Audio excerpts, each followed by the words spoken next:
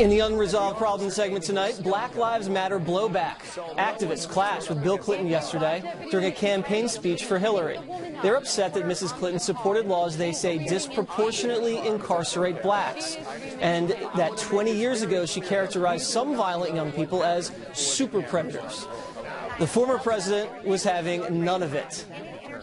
I don't know how you would characterize the gang leaders who got 13-year-old kids hopped up on crack and sent them out onto the street to murder other African-American children. Maybe you thought they were good citizens. She didn't. She didn't. You are defending the people who killed the lives you say matter. Tell the truth.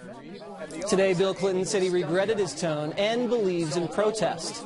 Meantime, over the weekend, former Super Bowl MVP Ray Lewis posted an emotional video on Facebook blasting the group for its silence about black-on-black crime in Chicago. I'm trying to ask the question if to the organization of Black Lives, if they really mattered, then why not riot now? There was 141 murders this year, 82 murders last year at the same time. I'm trying to figure out in my mind why no one is paying attention to black men killing black men. Why we always find ourselves as the victims. And now we have the separation once again that we're being victimized because of one bad white cop, two bad white cops, three bad white cops kill a young black brother. But every day, we have black-on-black crime killing each other. Joining us now from Miami, defense attorney Andel Brown. And with us in New York, Keisha Hebben, also an attorney. Andel, first of all, I think it's delightful watching a civil war erupt among Democrats because, you know, I'm just bored of watching it on the Republican side. But I'm sure you enjoy that. I know, I do. It's delightful. I find it funny that you have these black activists protesting the first black president, Bill Clinton. And I think it shows how extreme that the Democratic Party base has gotten, because if you look at the numbers, the crime bill and what happened with welfare reform in the 90s, that people came off the welfare rolls and crime was reduced. So how can the Black Lives Matter folks be protesting that? Well, I don't know exactly what the Black Lives Matter protest is all about, but when you have people such as myself who are interested in criminal justice reform, there's a question that arises. The super predator commentary that Mrs. Clinton made way back when has since been debunked many times over because the statistics didn't support it. When you have these type of comments, this type of mindset that has produced numerous policies in states that have criminalized children and tried them as adults, we don't allow them to drive, we don't allow them to make their own decisions, they can't sign contracts, they can't consent to sex, but we say they can face complex criminal justice system. That doesn't make any sense. So when Bill Clinton reinvokes this in response to a protester, it causes concern. Are we going back to those policies of 1994, or are they doing, like they have said, moving away from that? They've apologized for that, so why are we justifying it now? That's the question that it raises in my mind. And let's talk about 1994, because you look at the statistics right here.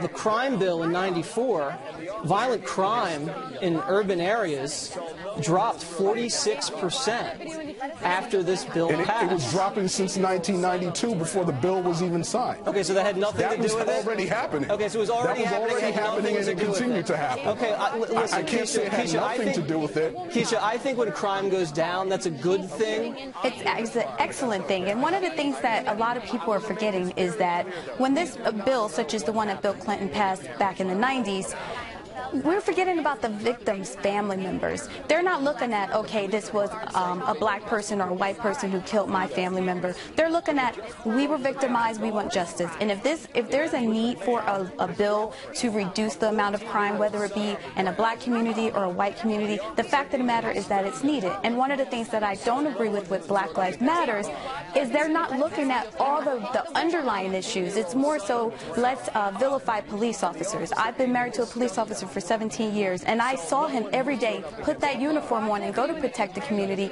And he's explained, he's a black officer. He's explained it's not so much about, okay, I'm this race, the defendant or the suspect is another race, so I'm going to kill you because of your race. They're protecting the community. It's not always about race. It's about all lives mattering. That's true, and if you look on black crime, there's a lot of black people being killed by other black people in this country. And when you look at what Ray Lewis said, Andel, I mean, this guy's got a lot of street cred here. Do you take any stock in that the Black Lives Matter movement is ignoring black-on-black crime? Well, what I will say is crime is a problem for anyone.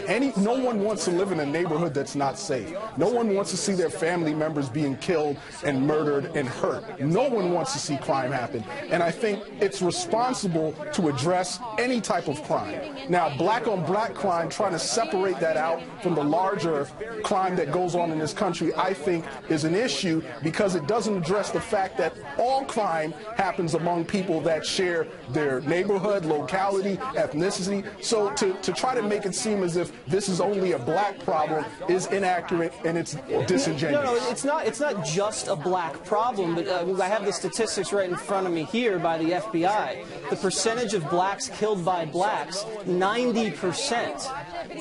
That's right, and that's whites is scary. 84%. No, that's scary. Not much of a difference. No, it's not. That's not much of a difference for whites. No, so you're right. It's just about who you live around. You're exactly right. That's who's going to be most of the crime. And most whites live around whites and blacks live around blacks. That's just a demographic. Okay, so it's then how is it? Okay, and that only exists in the black community. But so then why are Black Lives Matter people pointing fingers at white people for blacks killing other blacks? How's that the white man's problem?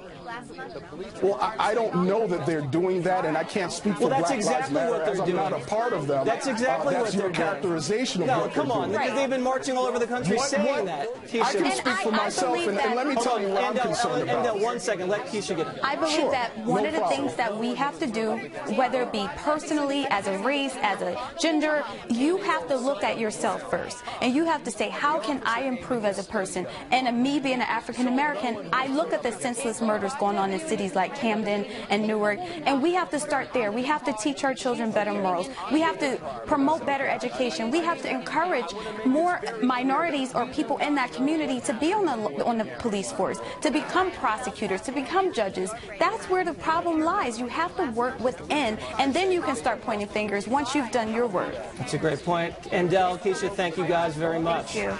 Plenty more ahead as the Factor moves along this evening. Some new polling out on Trump, Cruz, and Hillary that may surprise you.